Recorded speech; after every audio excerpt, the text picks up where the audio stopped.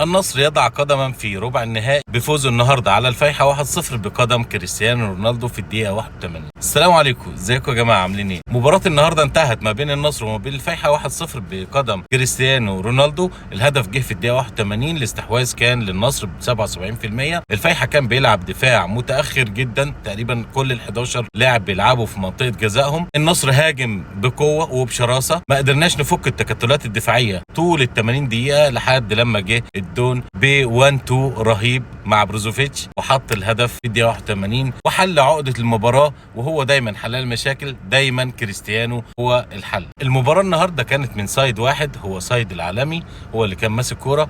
بس بعد الهدف بعد الدقيقة 81 حصلت كده كم هجمة مرتدة بصراحة وقعت قلبنا. انا اتمنى من دفاع النصر ياخد باله من الهجمات المرتدة، بالذات مع الفرق اللي بتلعب دفاع متأخر.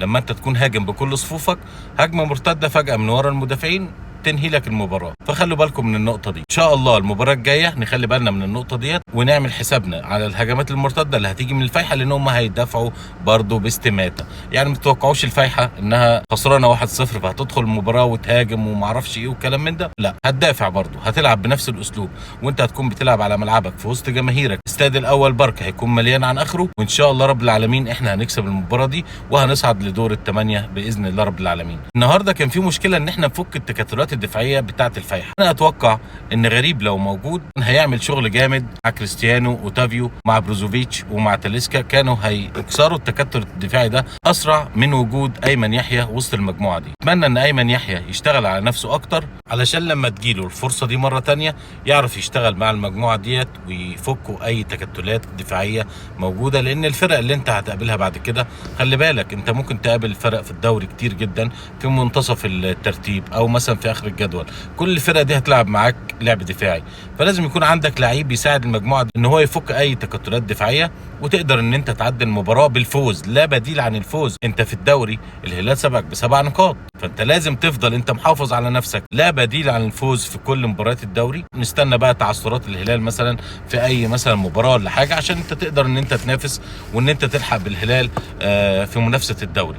وفي نفس الوقت انت هتلعب برضو المباراه اللي جايه مع الفيحة في دور ال16، وممكن تلعب مع فرق تانية في دور الثمانية، ناس فرق مثلا تكون بتلعبك مثلا بتدافع. فانت لازم يكون عندك لعيب يصنع الفارق. انا اتمنى ان ايمن يحيى يشتغل على نفسه كويس علشان لما تجيله الفرصه ما يضيعهاش. اتمنى ان كل لعيبه النصر يكونوا جاهزين ومكتملين بحيث ان اي حد ينزل يأدي بروح بقتاليه ويساعدنا على المكسب. النهارده بقى احنا نرفع القبعه لمين؟ نرفع القبعه لمين؟ للدون كريستيانو رونالدو. ايه يا عم يا راجل، خلصنا الكلام فيك يا جدع، اقسم بالله خلصنا الكلام فيك. ايه الروح دي؟ ايه القتاليه دي؟ انت ما بتيأسش، انت ما بتيأسش، انت قدوة، انت قدوة لأي لاعب يلعب في أرضية الملعب، ياكل النجيلة الملعب، ياكل النجيلة. لاعب بعمر 39 بسم الله ما شاء الله، وبيعمل 1-2 مع بروزوفيتش ويعمل سبرنت ويدخل يحط الهدف بالطريقة ديت بكل هدوء واحتراف. ايه ده؟ وخلي بالكم كريستيانو كمان لعب قبل كده شوط ثالث وشوط رابع وكمل لحد الدقيقة 120. يعني لعب لحد النهارده واقف على رجله،